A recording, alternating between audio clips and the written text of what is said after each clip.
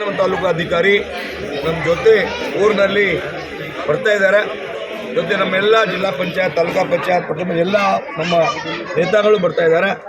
ನಮ್ಮ ಗುರಿ ಅಷ್ಟೇ, ಊರಿನಲ್ಲಿ ಸರ್ವಾಂಗೀಣ ಅಭಿವೃದ್ಧಿ ಆಗಬೇಕು. ಸ್ಕೂಲ್ ವಿಸಿಟ್ ಮಾಡ್ತಾ ಇದ್ದೀನಿ, ಅಂಗನವಾಡಿ ವಿಸಿಟ್ ಮಾಡ್ತಾ ಇದ್ದೀನಿ, ಹಾಸ್ಪಿಟಲ್ ವಿಸಿಟ್ ಮಾಡ್ತಾ ಇದ್ದೀನಿ, ಅಗ್ರಿಕಲ್ಚರ್ ವಿಸಿಟ್ ಮಾಡ್ತಾ ಇದ್ದೀನಿ. ಬೇರೆ ಬೇರೆ ಸಮಸ್ಯೆ ಮೂಲಭೂತ ಸೌಕರ್ಯ ಪೂರ್ತಿ ಆಗಬೇಕು ನಮ್ಮ ಗುರಿ ಇದೆ. ತಾಲೂಕಾ ಪಂಚಾಯತ್ ಇಒ ನಮ್ಮ ಜೊತೆ ಇದೆ, ತಹಸೀಲ್ದಾರ್ ನಮ್ಮ ಜೊತೆ ಇದೆ.